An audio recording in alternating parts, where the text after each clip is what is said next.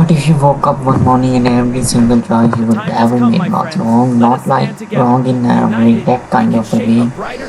Not I should have eaten that second burrito at 2 a.m. No, I mean wrong in the way that shatters your entire identity. Wrong in the way that makes you question whatever the life you have been living is even yours. That's the gut punch at the center of Hopper's the 2026 sacrifice thriller that came out of nowhere, blindsided critics, and he ad has been quietly tearing apart internet forums and Reddit threads ever since its wide release this past January. And I promise you, by the time this video is over, you will not look at your own decisions the way somewhere. I'm going to talk you through this film completely, the story, the twist, the characters, the themes, the filmmaking craft, all of it. And yes, we will absolutely get into that ending, the one that broke half the audience and made the other half cry in their cars on the way home. But there, before I spoil a single frame, let me give you the setup because this movie deserves a proper introduction.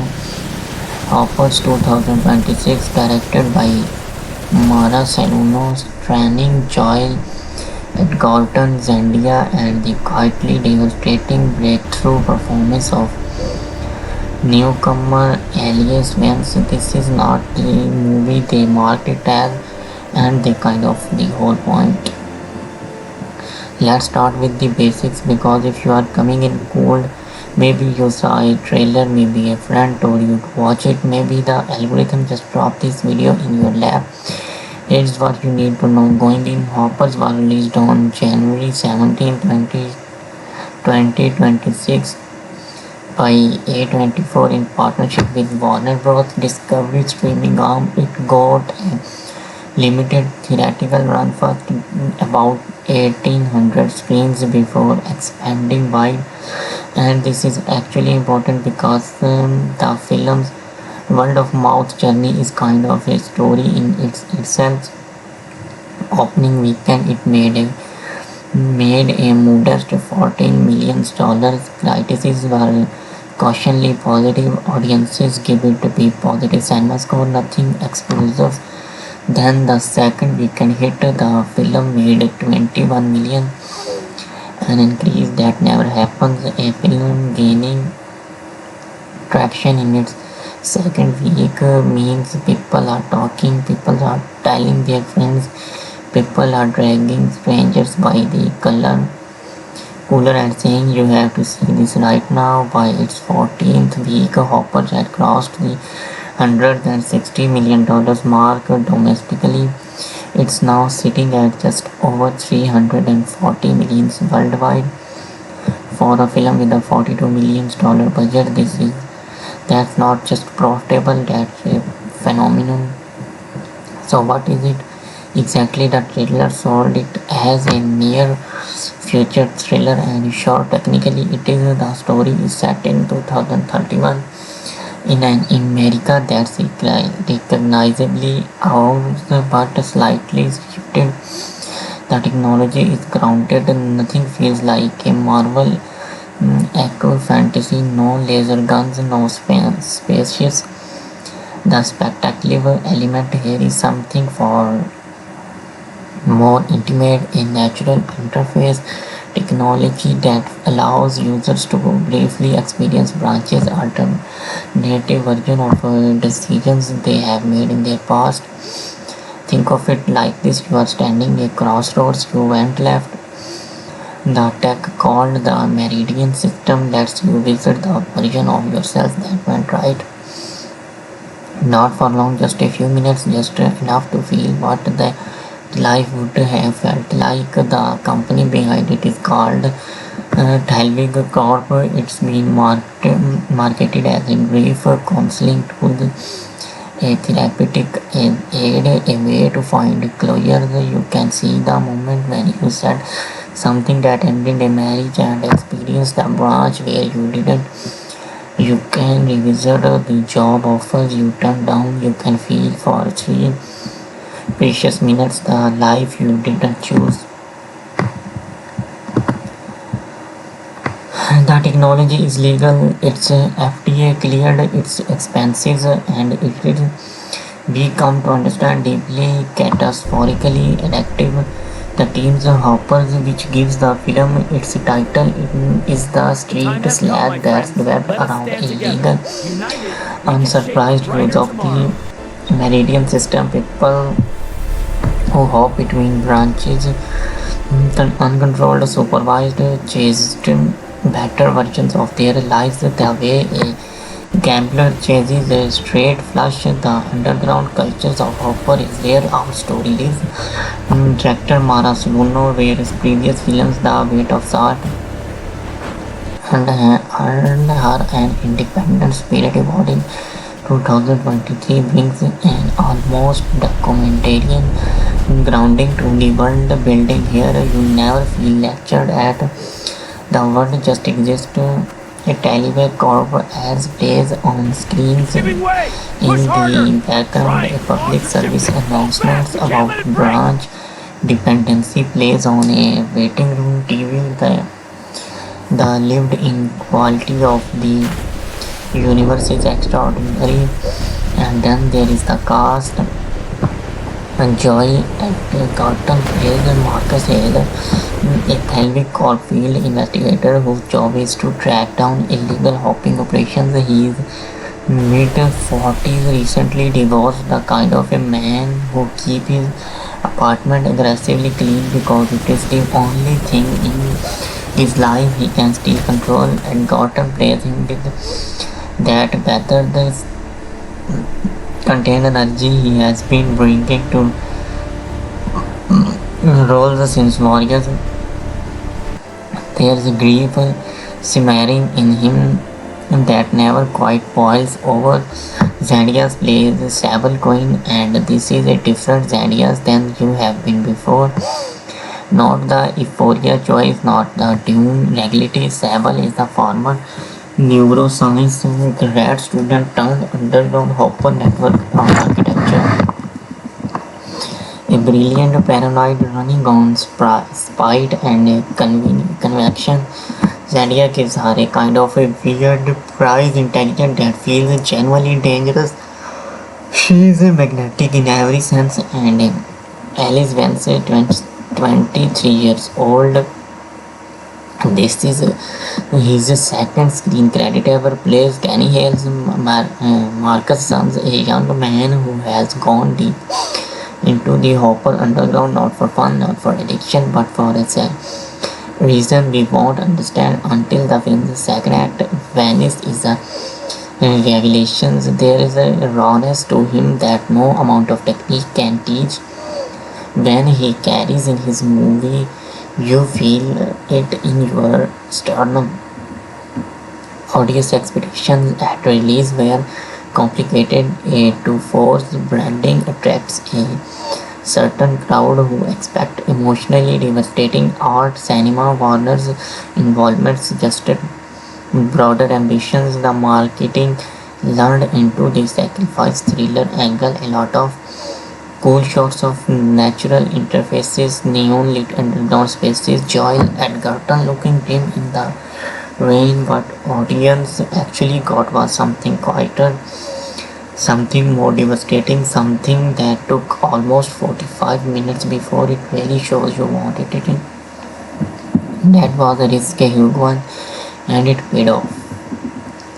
We open on Marcus Hale at work, but work here is a masterpiece of a visual storytelling because we don't actually know what he does for the first 3 minutes. We just see him an apartment, grey morning light, a coffee marketer that gargles like it's in plan. He gets dropped with the mechanical efficiency of something who has automated their entire emotional life. He drives to an office building, he sits at a desk, he reviews flies, we see photographs, neural interface, rig components, financial transactions, and slowly through fragments of dialogue with his colleague Detective Yara Sui, played with sharp warmth by Denali Derivaler. We piece together that Marcus investigates illegal Meridian system usage. He hand Hopper his latest case. A middle-aged woman named Clary instead was found catatonic in his apartment after an unsurvived branch sessions that lasted approximately 9 hours. The legal limit of a Meridian sessions is 12 minutes. She had been mm,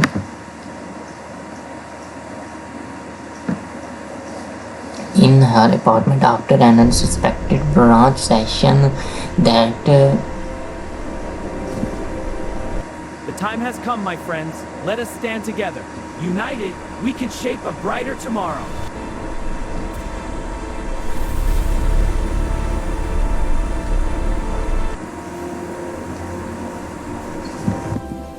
was found thematic in her apartment after an unsurprised branch session that lasted approximately 9 hours. The legal limit of a Meridian session is 12 minutes. She had been under for 9 hours when they found her. She was technically conscious, even her eyes open, breathing, but she won't respond to stimuli. She kept whispering one word over and over, better.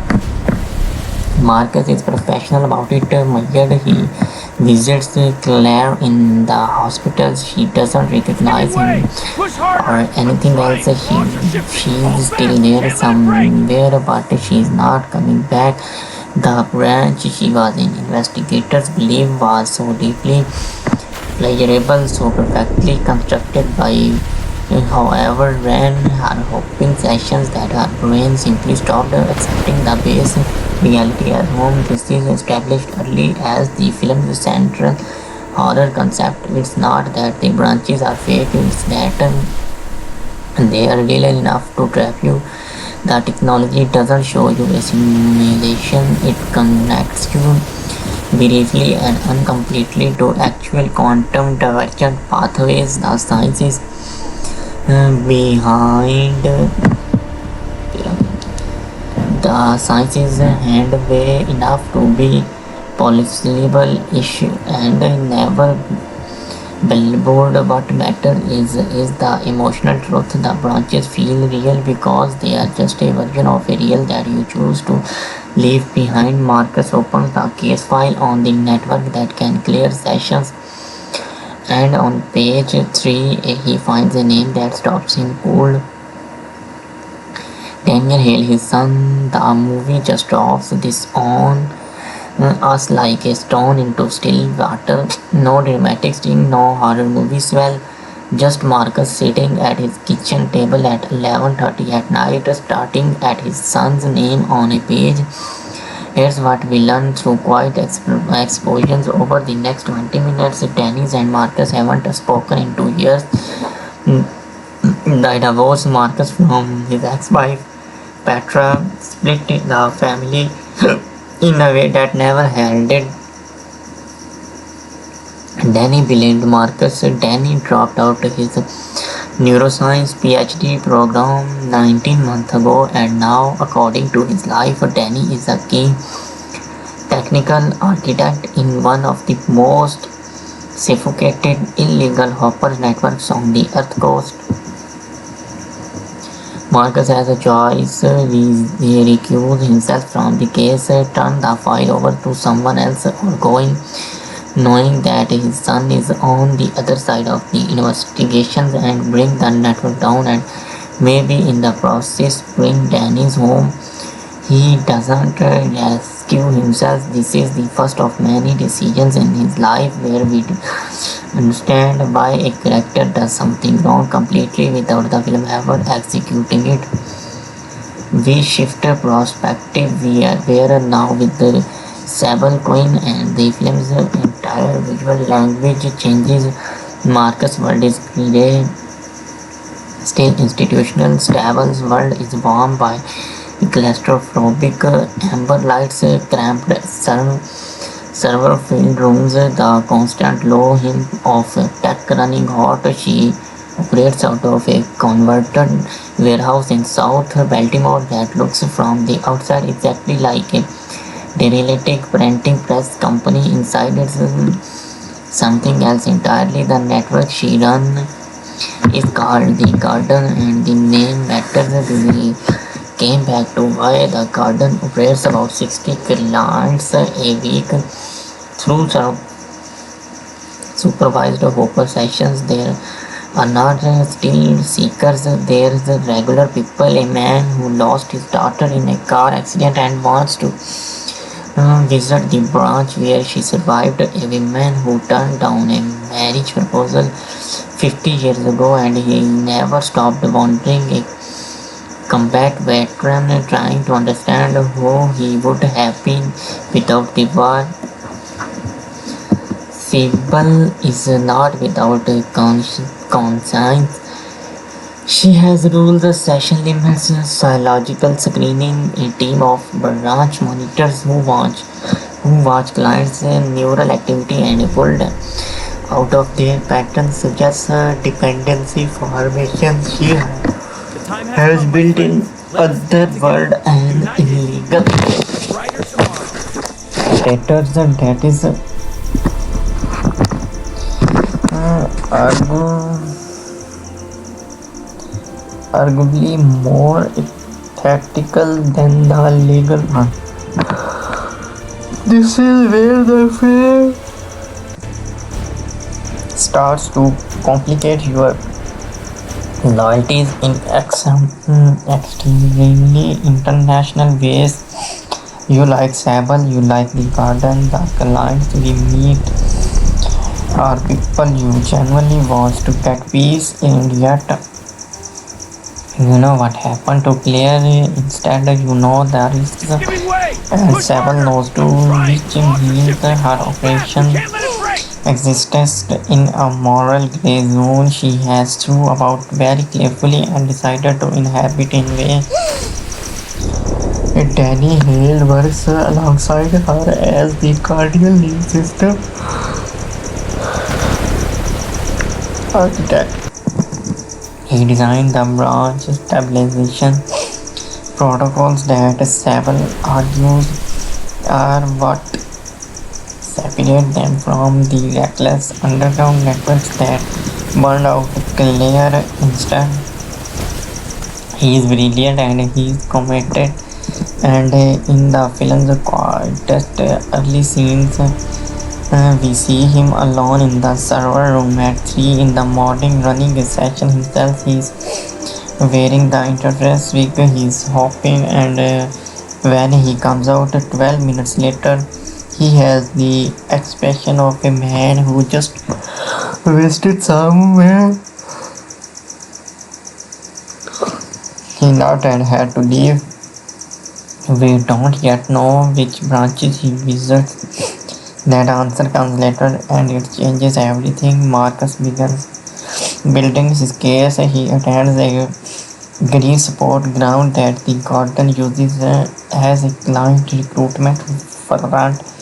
He is awkward as it he is not actually grieving, or at least he tells himself he isn't. And there is the wonderful piece of character writing where he invents a cover story about losing a brother and then find himself involuntarily actually feeling that grief of it because the lies is close enough to throat. He did lose someone. He lost his son and is where he meets Sable. She is there as a recruiter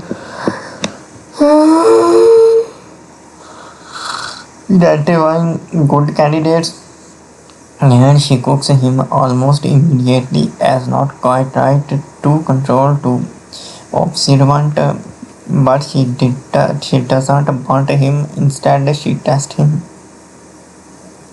She approaches him after the meeting, asks him direct questions, watches how he answers. Marcus is a good liar, but Sable is better at reading liars. And their dynamic from his first meeting is extraordinary. Edgerton and Zarias plays it like two people playing chess on a board that neither of them designed, both aware the other is playing. There is an antagonism, that's the trick. There is something more like respect or even recognition. There are Sloanos just visually through farming and blocking more similar than either would ever admit. Sable tentatively recruits Marcus for a reason. She needs to vet him personally before she will admit him to the garden. That's her process, her rules. What she doesn't know is that he has no interest in being a client. He is fishing for the location of operations. What Marcus doesn't expect in is that the vetting interview will require him to name something real, something he actually lost, something he actually regrets. He names the divorce quietly without embarrassment, and the look on Sable's face tells us she wasn't expected. She expected the manufactured grief. What she got instead was a silver of something genuine. She decided to trust him partially.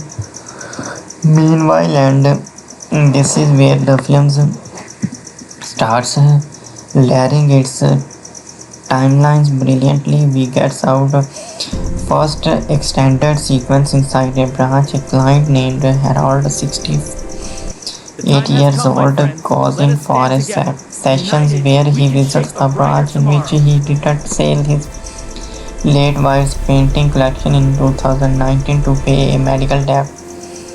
In that branch, the paintings are still there. In that branch, it feels like she is still in the room.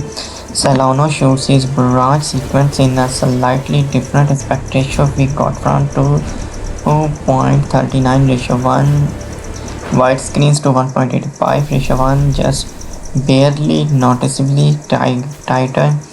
The colors are warmer and the audio is slightly more reverberant. It's not a dramatic stylistic shift, it's stable enough that you feel it emotionally It's giving way! Push before harder! you I'm trying! continuously Longer too! registers what's Fast! different, Can't and let it that break!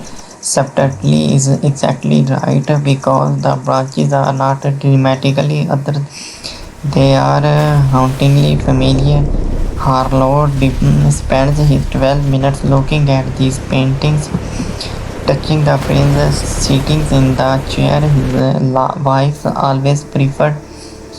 When the monitor pulls him out, he cries for a long time, not for sadness from the particular grief of having been somewhere warm and then feeling it taken away. She understands watching these scenes why people get addicted completely and without judgment. You understand.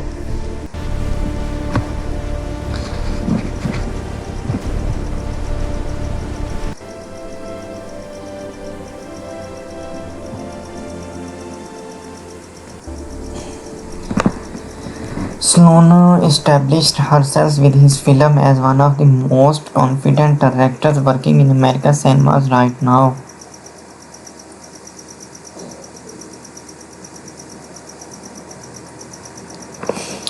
Her greatest skill is resonated in a film with his much emotion materials, family, departure, grief, ethical transgressions, sacrifice. A less disciplined director would be pumping the audience full of musical cues and close UPS and dramatic pauses. Solano trusts silence. She trusts stillness. She trusts her actors to do what actors can do when the camera stops insisting. The pacing of the film's first act will frustrate some audience and he's frustrated some critics because it is genuinely slow by contemporary standards, but the slowness is lauded, bearing it established Marcus' world as grey and controlled in a way that makes the warmth of the gardens feel almost physically different when it enters it. The contrast is thematic, you have to earn it. The visual grammar of Hopper is built around a fairly simple but brilliantly executed idea. The real world is slightly cooled, slightly flat, slightly compressed. The branches are slightly warmer, slightly richer, slightly moralized. Wesley's achieves this not through dramatic color grading. This is not the distracted reality versus vibrant dreams clashy, but through lighting, temperatures, and optic warmth. It is the different you feel in your body before your brain regrets it. The film's single most erotic sequence visually is the branch sequence in the hospital. A continuous, almost unbroken take through Marcus navigations of Claire's branch space. It runs about 8 minutes in a film that otherwise cuts fairly traditionally. This extent takes is distorting in exactly the right way. You understand in your nervous system what it feels like to be somewhere outside normal time. I need to spend a moment in this score because it is a masterwork. Mahata's best known for her work on similar independent production compose is something here that is entirely its own thing, built primarily around treated piano and analog synthesis with The time has come, my occasional friends. Let us stand interruptions together. of something United, that we can sounds shape a almost brighter like a tomorrow. human voice, but it's quiet. The score doesn't underscore emotion so much as it creates a kind of emotional weather. You feel it around you rather than in front of you. The theme she writes for a branch sequence is slow, ascending figure that never quite resolves to its tonic is going to haunt people for years. It captures perfectly the feelings of something almost familiar, something almost home. And the editing is the unsung hero of the production. Ragranth cuts the film with the patience that matches Dono's Giving way! direction, but Push she harder! also makes Right! some Shift it! bold structural You can't choices, lift right! particularly in the way she intercuts the film's parallel timeline. In Act 2, there are moments where we are technically watching two superior conversation, and yet the editing creates a kind of dialogue between them. Here is a line said in one location feels like an answer to a question asked in another. It is the work of someone who understands that editing is not just assembly but meaning making. The film's greatest strength is the rigorous honesty with which it treats its characters' moral failures. No one in Hopper is clean. Marcus breaks the law to protect his son and arguably to protect something worth protecting, but he still breaks the law. Sable runs an illegal operations that has hurt people, even if not as badly as the unregulated underground. Danny is so convinced of the rightness of his missions that he is willing to strand himself in someone else's grief. Yara helps cover up an evidence breach. The film doesn't excuse any of this. It doesn't condemn it either, it simply shows it. The performances are crossing the board expansional, the score is extraordinary, the visual world building is masterfully restrained, and the script for the most part earns every emotional beat it takes you to feel.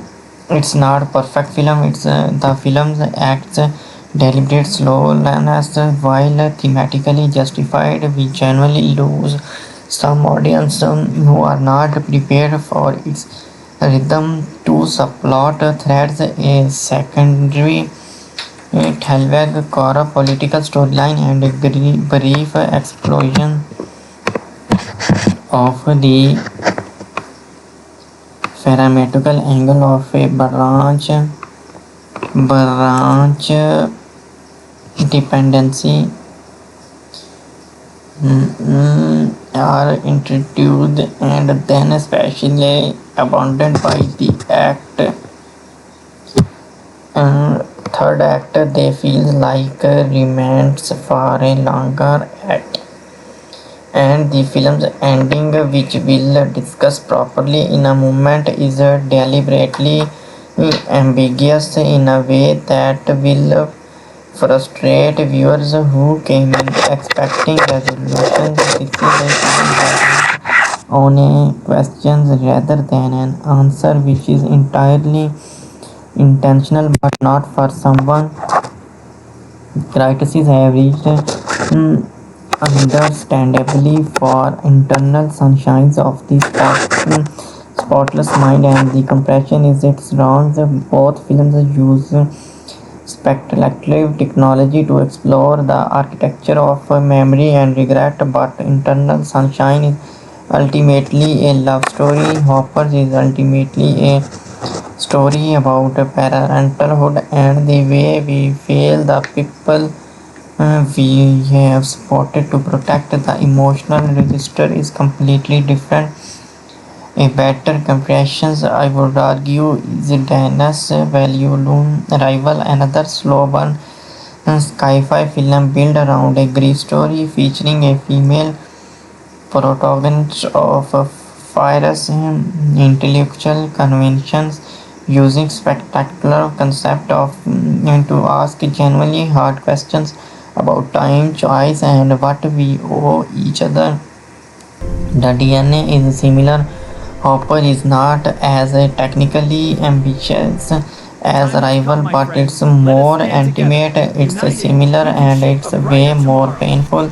The underground world of the garden has echoes of Seven Superberg at his most communist, and the way Silono populates it with sacrifice, dignified, non-stereotyped working people. We have found an eclectic community is very terrific, very terrific. Warmest moments in the best scene. Let's talk about the final 12 minutes. Clary instead wakes up the sessions worked. Marcus is debriefed. The removal of evidence from storage is discovered and investigations begins. His career is effectively over. He accepts this with something close to peace. Sable disappears before the police can locate her. The hardware is returned to evidence damaged beyond functionality. Danny is released from the treatment faculty 2 weeks later. The charges against him are reduced partially because Marcus' supervisor, understanding the full picture in a way the film never exactly states, arranges it. Jeffrey writes, gets one more wordless scene that does more storytelling than most scripts accomplished in 20 pages. Marcus and Danny meets in a parking garage. This is their first real conversation since Marcus found Danny's name in the file. Since the raid, since everything, it is not a reconciliation. Since in any Hollywood sense, there is no hug, no dreadful apology, no soaring score. They stand in the grey fluorescent light of a parking structure and they talk carefully like two people who brought something important and are not sure yet how to begin fixing it. Danny asks if Marcus is going to be chai. Marcus says probably. Danny asks if it will work. If Marcus is quiet for a long time. Then he says she said her daughter's name. Danny nods in understand. Then and this is the film's final viability and things the internet has been arguing about for 2 months. Dennis mentions the research quietly. He says he's been thinking about rebuilding it. He says he has a contact. He says he says the techniques could work more reliably if the hoppers and this trapped person shares an emotional connection. If there is love between them, the navigation is more intuitive. The branch logic bends toward it, and Marcus looks at his sons for a long time. The films cut to black before the answers. What is Dennis suggesting? Is he asking his father to be a part of rebuilding the garden? Is he more quietly suggested that the two of them might hope together somebody, that Marcus might go into Danny's branch or Danny into Marcus, and that the connection between them might make the navigations possible? Is this the research proposal, or is it an olive branch, a branch not the world offered by a son to a father who finally came in after him? The film does not say the film does not say it trusts you to carry the ambiguity. It trusts you to feel the weight of that unanswered question and sit with it the way the characters have to sit with everything they lost and chosen and forgone. And then Asha's Mehta's theme, ascending figure that never resolves, playing our back. I am not ashamed to tell you, I sat in my car for 20 minutes after watching these films and didn't start the engine. Hopper is for people who understand that the most important stories are the quiet ones. It is the one who has stood at a crossroads and wondered about the road not taken, and who has had enough years behind them to understand that the wandering is not productive but is also completely unavoidable. It's for parents who have failed their children in a small ways.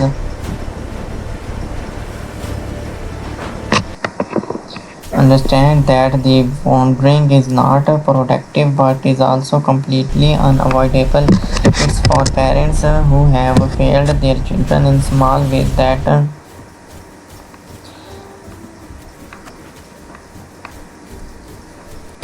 accumulated into large one. It is for children who have waited too long to understand why their parents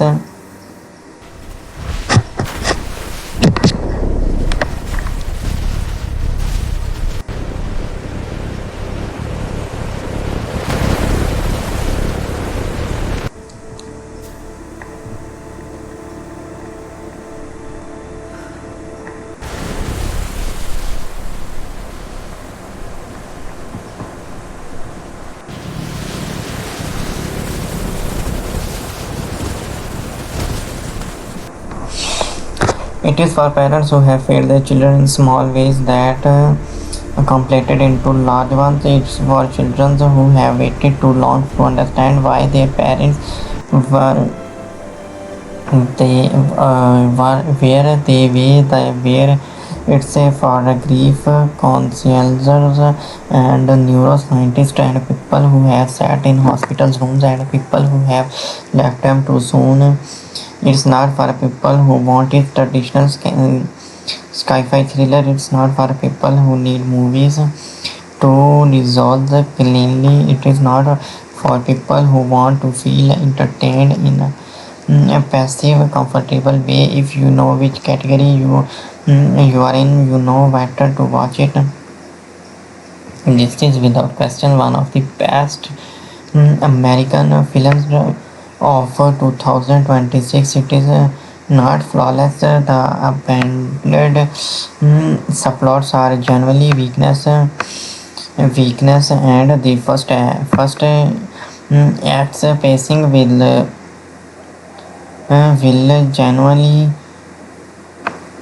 genuinely divide the audience, but its strength are not.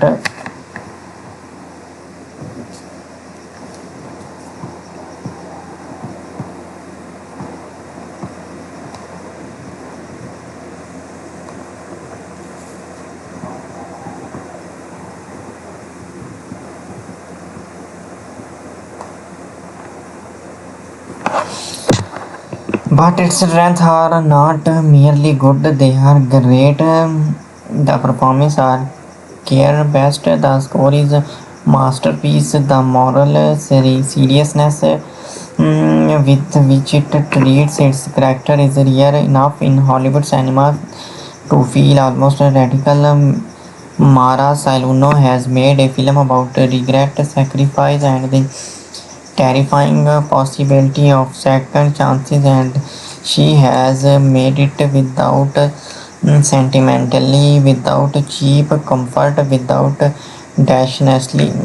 She has made it with love, which is the film's quietly insisted the only tool that has ever been capable of bringing anyone home. That's Hopper. That's the whole movie. That's what it's trying to say. Watch it, then call someone you have been meaning to call.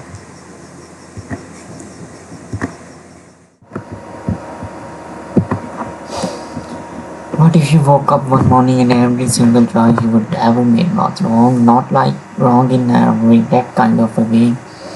Not I should have eaten that second burrito at 2 a.m. No, I mean wrong in the way that shatters your entire identity. Wrong in the way that makes you question whatever the life you have been living is even yours. That's the gut punch at the center of Hopper's, the 2026 sacrifice thriller that came out of nowhere, blindsided critics, and has been quietly tearing apart internet forums and Reddit threads ever since its wide release this past January. And I promise you, by the time this video is over, you will not look at your own decisions the way some way. I'm going to talk you through this film completely, the story, the twist, the characters, the themes, the filmmaking craft, all of it. And yes, we will absolutely get into that ending, the one that broke half the audience and made the other half cry in their cars on the way home. But before I spoil a single frame, let me give you the setup because this movie deserves a proper introduction. Hopper's 2026, directed by Mara Saluno, starring Joel Edgerton, Zendaya, and the quietly devastating breakthrough performance of newcomer Elias Vance. This is not the movie they market it as, and they kind of the whole point. Let's start with the basics because if you are coming in cold, maybe you saw a trailer, maybe a friend told you to watch it, maybe the algorithm just dropped this video in your lap. Here's what you need to know. Going in, Hoppers was released on January 17, 2026 by A24 in partnership with Warner Bros. Discovery streaming arm. It got a limited theatrical run for about 1800 screens before expanding wide. And this is actually important because the film's word of mouth journey is kind of a story in itself. Opening weekend, it made a modest $14 million. Critics were cautiously positive. Audiences give it a B positive cinema score, nothing explosive. Then the second weekend hit, the film made 21 million, an increase that never happens. A film gaining traction in its second week means people are talking, people are telling their friends, people are dragging strangers by the cooler and saying you have to see this right now. By its 14th week, Hopper had crossed the $160 million mark domestically. It's now sitting at just over 340 millions worldwide. For a film with a $42 million budget, that's not just profitable, that's a phenomenon. So what is it exactly? The trailer sold it as a near future thriller, and sure, technically it is. The story is set in 2031 in an America that's recognizably ours but slightly shifted. The technology is grounded, nothing feels like a Marvel echo fantasy, no laser guns, no spaceships. The spectacular element here is something for more intimate, a natural interface technology that allows users to briefly experience branches, alternative version of decisions they have made in their past. Think of it like this: you are standing at a crossroads, you went left.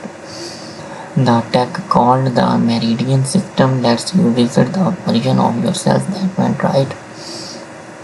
Not for long, just a few minutes, just enough to feel what the life would have felt like. The company behind it is called Thalwig Corp. It's been marketed as a grief counseling tool, a therapeutic aid, a way to find closure. You can see the moment when you said something that ended a marriage and experience the branch where you didn't. You can revisit the job offers you turned down. You can feel for 3 precious minutes the life you didn't choose. The technology is legal, it's FDA cleared, it's expensive, and it is, we come to understand, deeply catastrophically addictive. The team's hoppers, which gives the film its title, is the street slang that's developed around illegal, unsurprised use of the Meridian system. People who hop between branches, uncontrolled, supervised, chased better versions of their lives the way a gambler chases a straight flush. The underground cultures of Hopper is where our story lives. Director Mara Suluno, whereas previous films The Weight of Salt earned her an independent spirit award in 2023, brings an almost documentarian grounding to the world building. Here you never feel lectured at, the world just exists. A Tallywhack Corp as plays on screens in the background. A public service announcements about branch dependency plays on a waiting room TV. The lived-in quality of the universe is extraordinary. And then there is the cast. Joy at Carlton plays Marcus Hale, a Thalwig Caulfield investigator whose job is to track down illegal hopping operations. He is mid-40s, recently divorced, the kind of a man who keeps his apartment aggressively clean because it is the only thing in his life he can still control. And Gotham plays him with that better contained energy he has been bringing to roles since Warriors. There's grief simmering in him that never quite boils over. Zandias plays Sable Coin, and this is a different Zandias than you have been before. Not the Euphoria choice, not the Dune legality. Sable is the former neuroscience grad student turned underground Hopper network on architecture. A brilliant paranoid running on spite and convection. Zodiac gives her a kind of a weird, prized intelligence that feels genuinely dangerous. She is magnetic in every sense, and Alice Vance, 23 years old, this is his second screen credit ever, plays Kenny Hales Marcus Sons, a young man who has gone deep into the Hopper underground, not for fun, not for addiction, but for a reason we won't understand until the film's second act. Venice is a revelation. There is a rawness to him that no amount of technique can teach. When he carries in his movie, you feel it in your sternum. Audience expectations at release were complicated. A to force branding attracts a certain crowd who expect emotionally devastating art. Cinema Warner's involvement suggested broader ambitions. The marketing leaned into the sacrifice thriller angle. A lot of cool shots of natural interfaces, neon lit underground spaces, Joel Edgerton looking dim in the rain. What audience actually got was something quieter, something more devastating, something that took almost 45 minutes before it really shows you wanted it in. That was a risky huge one, and it paid off. We open on Marcus Hale at work, but work here is a masterpiece of a visual storytelling because we don't actually know what he does for the first 3 minutes. We just see him an apartment, grey morning light, a coffee marketer that gargles like it's in plan. He gets dropped with the mechanical efficiency of something who has automated their entire emotional life. He drives to an office building, he sits at a desk, he reviews flies, we see photographs, neural interface, rig components, financial transactions, and slowly through fragments of dialogue with his colleague Detective Yara Afui, played with sharp warmth by Denali Deliveller. We piece together that Marcus investigates illegal Meridian system usage. He hunt Hopper. His latest case, a middle-aged woman named Clary Anstead was found catatonic in his apartment after an unsurvived branch sessions that lasted approximately 9 hours. The legal limit of a Meridian sessions is 12 minutes. She had been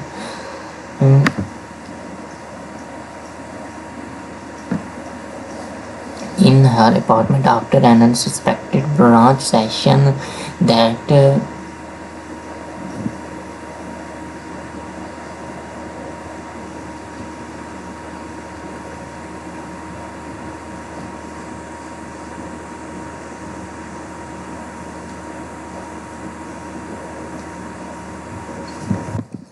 was found schematic in her apartment after an unsurprised branch session that lasted approximately 9 hours. The legal limit of a Meridian session is 12 minutes. She had been under for 9 hours when they found her. She was technically conscious, even her eyes open, breathing, but she won't respond to stimuli. She kept whispering one word over and over, better.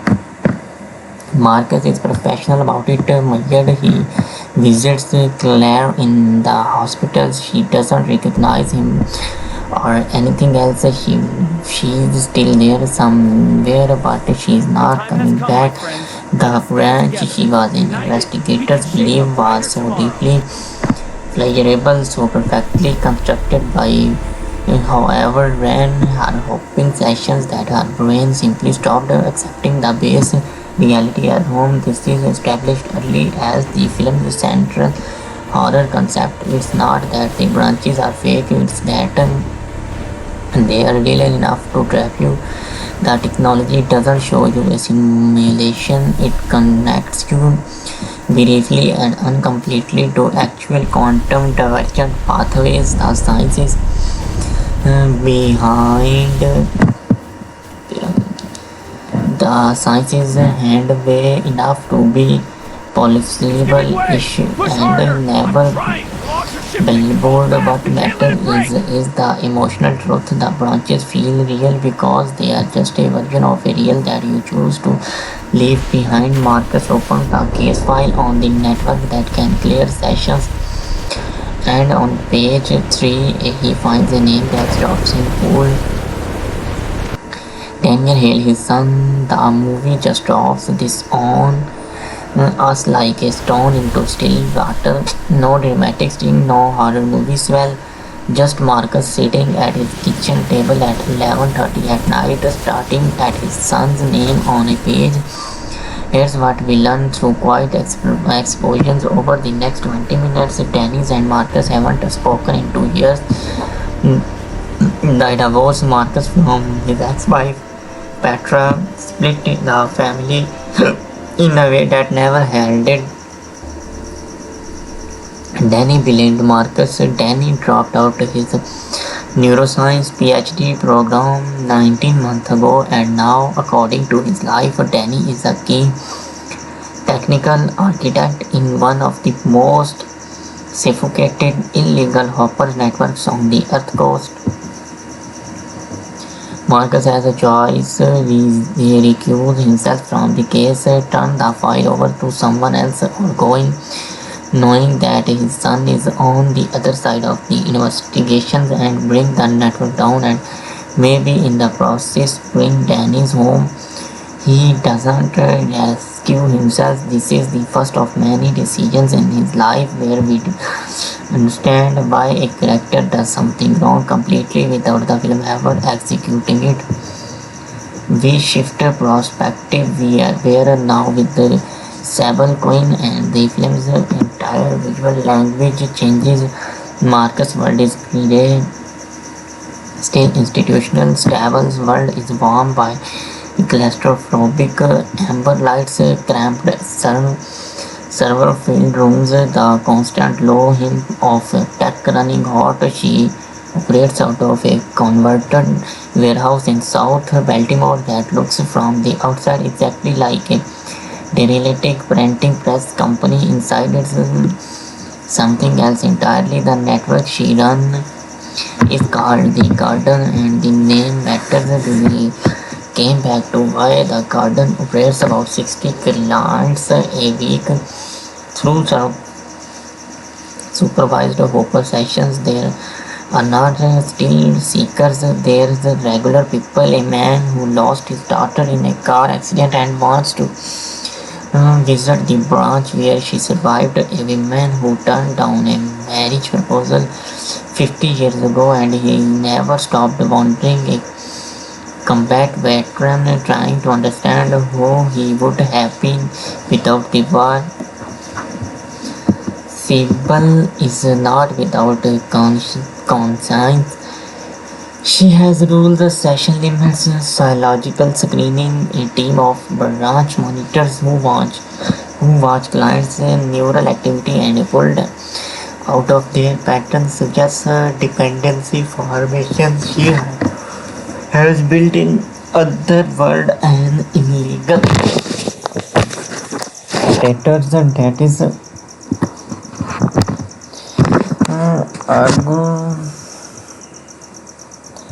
arguably more ethical than the legal one. This is where the film starts to complicate. Your loyalties in extremely international ways. You like Sable, you like the Garden, the clients we meet are people you genuinely want to get peace, and yet you know what happened to Claire. Instead, you know the risks, and Sable knows too, which means her operation exists in a moral gray zone she has through about very carefully and decided to inhabit in way. Danny Hale works alongside her as the cardiac lead system architect. He designed the branch stabilization protocols that Sable argues are what set separate them from the reckless underground networks that burned out Claire. Instead, he is brilliant and he is committed.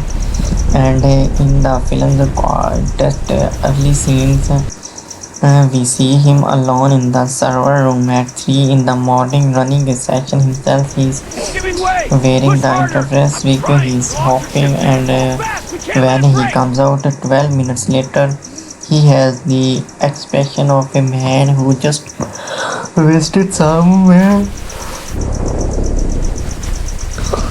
He laughed and had to leave. We don't yet know which branches he visits. That answer comes later and it changes everything. Marcus begins building his case. He attends a grief support ground that the Gordon uses as a client recruitment front. He is awkward as if he is not actually grieving, or at least he tells himself he isn't. And there is the wonderful piece of character writing where he invents a cover story about losing a brother and then find himself involuntarily actually feeling that grief of it because the lies is close enough to throat. He did lose someone. He lost his son and is where he meets Sable. She is there as a recruiter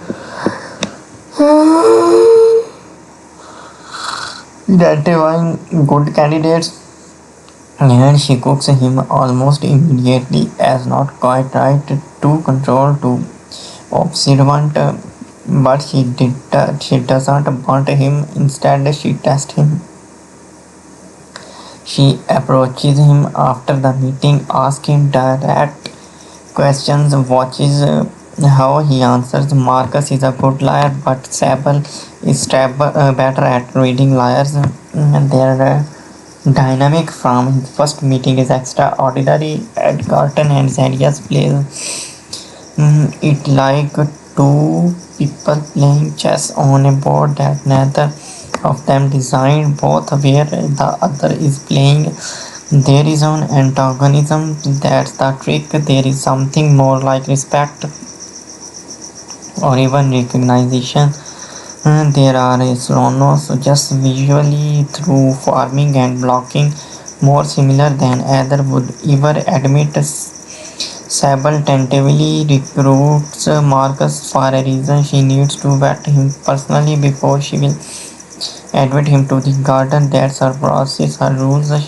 What she doesn't know is that he has no interest in being a client. He is fishing for the location of operations. What Marcus doesn't expect in is that the vetting interview will require him to name something real, something he actually lost, something he actually regrets. He names the divorce quietly without embarrassment, and the look on Sable's face tells us she wasn't expected. She expected the manufactured grief. What she got instead was a silver of something genuine. She decided to trust him partially.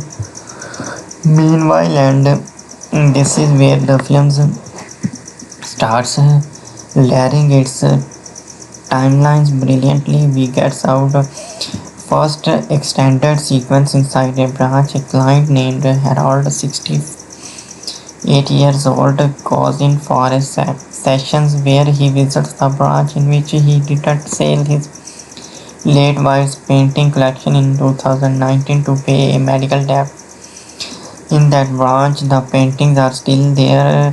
In that branch, it feels like she is still in the room. Solano shoots his branch sequence in a slightly different aspect ratio. We got from 2.39 ratio 1 widescreens to 1.85 ratio 1, just barely noticeably tighter. The colors are warmer and the audio is slightly more reverberant.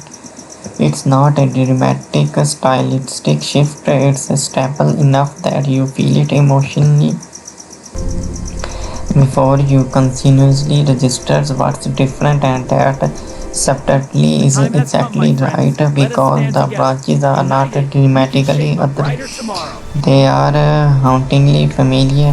Harlow spends his 12 minutes looking at these paintings, touching the frames, sitting in the chair his wife always preferred. When the monitor pulls him out, he cries for a long time, not for sadness from the particular grief of having been somewhere warm and then feeling it taken away. She understands watching these scenes why people get addicted completely and without judgment. You understand.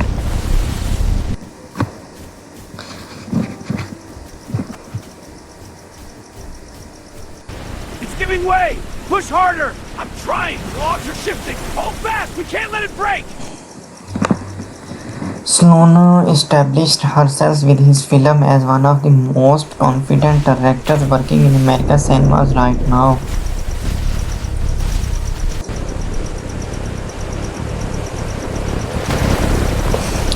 Her greatest skill is resonated in a film with his much emotion materials, family, torture, grief, ethical transgressions, sacrifice. A less disciplined director would be pumping the audience full of musical cues and close UPS and dramatic pauses. Solano trusts silence. She trusts stillness. She trusts her actors to do what actors can do when the camera stops, insisting the pacing of the film's first act will frustrate some audience and he's frustrated some critics because it is genuinely slow by contemporary standards, but the slowness is lauded, bearing it established Marcus' world as grey and controlled in a way that makes the warmth of the gardens feel almost physically different when it enters it. The contrast is thematic, you have to earn it. The visual grammar of Hopper is built around a fairly simple but brilliantly executed idea. The real world is slightly cooled, slightly flat, slightly compressed. The branches are slightly warmer, slightly richer, slightly moralized. Wesley's achieves this not through dramatic color grading. This is not the distracted reality versus vibrant dreams, clashy, but through lighting, temperatures, and optic warmth. It is the different you feel in your body before your brain regrets it. The film's single most erotic sequence visually is the branch sequence in the hospital, a continuous, almost unbroken take through Marcus' navigations of Claire's branch space. It runs about 8 minutes in a film that otherwise cuts fairly traditionally. This extent takes is distorting in exactly the right way. You understand in your nervous system what it feels like to be somewhere outside normal time. I need to spend a moment in this score because it is a masterwork. Mahata's best known for her work on similar independent production compose is something here that is entirely its own thing, built primarily around treated piano and analog synthesis with occasional interruptions of something that sounds almost like a human voice, but it's quiet. The score doesn't underscore emotion so much as it creates a kind of emotional weather. You feel it around you rather than in front of you. The theme she writes for a branch sequence is slow, ascending figure that never quite resolves. to its tonic is going to haunt people for years. It captures perfectly the feelings of something almost familiar, something almost home. And the editing is the unsung hero of the production. Ragranth cuts the film with the patience that matches Sloano's direction, but she also makes some bold structural choices, particularly in the The way time has she come, my friends. Let us intercuts stand the together. film's United, we parallel can shape a timeline. In brighter Act tomorrow. 2, there are moments where we are technically watching two spirits conversation, and yet the editing creates a kind of dialogue between them, where is a line said in one location feels like an answer to a question asked in another. It is the work of someone who understands that editing is not just assembly but meaning making. The film's greatest strength is the rigorous honesty with which it treats its characters' moral failures. No one in Hopper is clean. Marcus breaks the law to protect his son He's giving way. and Push harder. are I'm trying. brutally to Come on, shift protect it. Hold something fast. We can't let it break. worth protecting, but he still breaks the law. Sable runs an illegal operations that has hurt people, even if not as badly as the unregulated underground. Danny is so convinced of the rightness of his missions that he is willing to strand himself in someone else's grief. Yara helps cover up an evidence breach. The film doesn't excuse any of this. It doesn't condemn it either, it simply shows it. The performances are crossing the board expansional, the score is extraordinary, the visual world building is masterfully restrained, and the script for the most part earns every emotional beat it takes you to feel. It's not perfect film, it's the film's acts deliberate slowness while thematically justified. We generally lose some audience who are not prepared for its rhythm to subplot threads, a secondary Thalweg core political storyline, and a brief explosion of the pharmaceutical angle of a branch dependency are introduced and then especially abandoned by the act. Third act they feel like remains for a longer act, and the film's ending, which we'll discuss properly in a moment, is deliberately ambiguous in a way that will frustrate viewers who came in expecting resolutions. This is a film that on a question rather than an answer, which is entirely intentional but not for someone. Critics have reached understandably for internal sunshines of the spotless mind, and the compression is its wrongs. Both films use speculative technology to explore the architecture of memory and regret, but Internal Sunshine is ultimately a love story. Hoppers is ultimately a story about parenthood and the way we fail the people we have supported to protect. The emotional register is completely different. A better comparison, I would argue, is Dana's Valuelum Arrival, another slow burn sci-fi film built around a grief story featuring a female protagonist of fierce intellectual conventions, using spectacular concept of to ask genuinely hard questions about time, choice, and what we owe each other. The DNA is similar. Hopper is not as technically ambitious as Rival, but it's more intimate, it's similar, and it's way more painful. The underground world of the garden has echoes of Seven Superberg at his most amused, and the way Silono populates it with sacrifice, dignified, non-stereotyped working people. We have found an eclectic community is very terrific, warmest moments in the best scene. Let's talk about the final 12 minutes. Clary instead wakes up the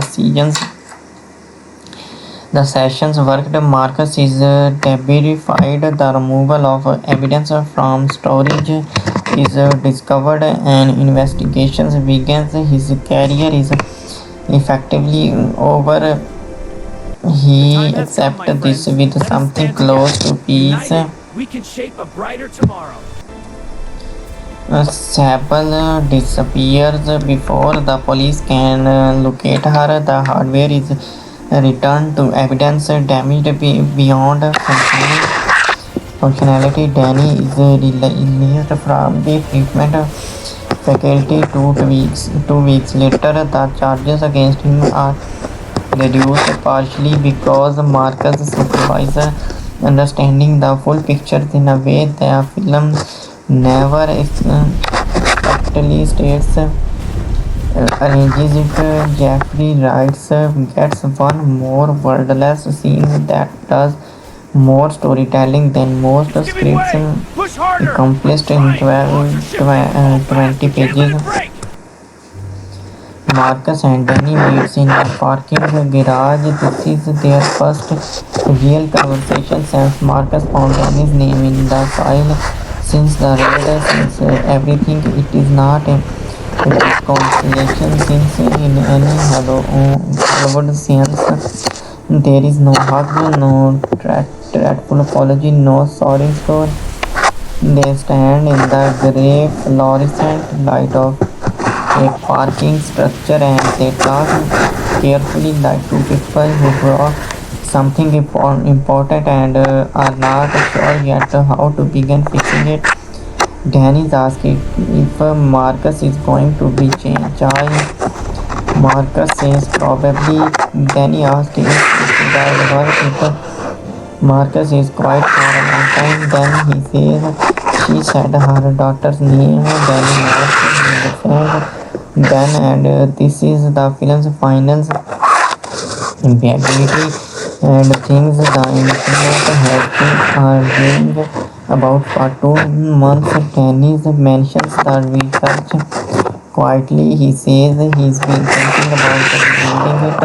He says he has a contact. He says he says the techniques could work more reliably if the hoppers and this trapped person shares an emotional connection. If there is love between them, the navigation is more intuitive. The branch logic bends toward it, and Marcus looks at his sons for a long time. The films cut to black before the answers. What is Danny suggesting? Is he asking his father to be a part of rebuilding the garden? Is he more quietly suggested that the two of them might hope together somebody that Marcus might go into Danny's branch or Danny into Marcus and that the connection between them might make the navigations possible? Is this the research proposal or it an olive branch, a branch not the world offered by a son to a father who finally came in after him? The film does not say the film does not say it trusts you to carry the ambiguity. It trusts you to feel the weight of that unanswered question and sit with it the way the characters have to sit with everything they lost and chosen and forgone. And then Asha's Mehta's theme, ascending figure that never resolves, playing our back. I am not Ashamed to tell you, I sat in my car for 20 minutes after watching these films and didn't start the engine. Hopper is for people who understand that the most important stories are the quiet ones. It is the one who has stood at a crossroads and wondered about the road not taken, and who has had enough years behind them to understand that the wandering is not productive but is also completely unavoidable. It's for parents who have failed their children in a small ways.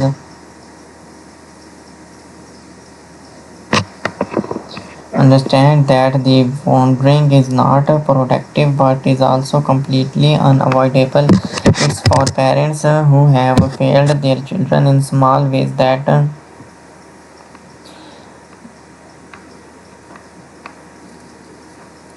accumulated into large one. It is for children who have waited too The long time has come, my to friends. Let us stand understand together. why their United, parents we can shape a brighter tomorrow.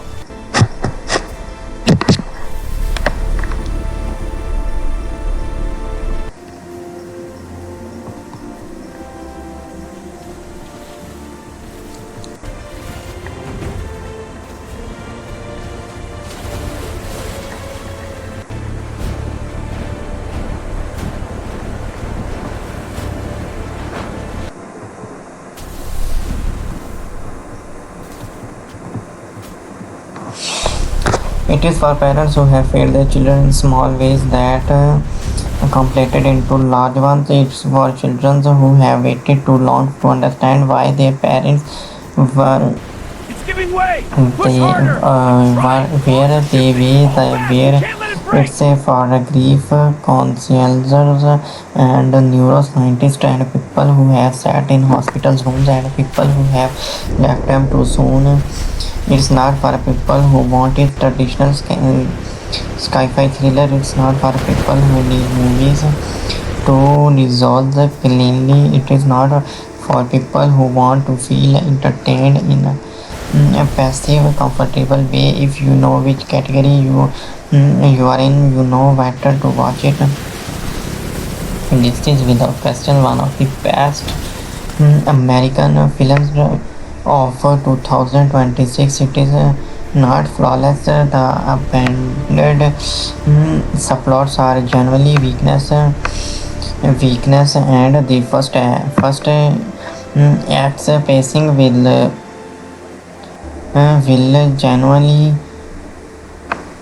genuinely divide audience, but its strength are not.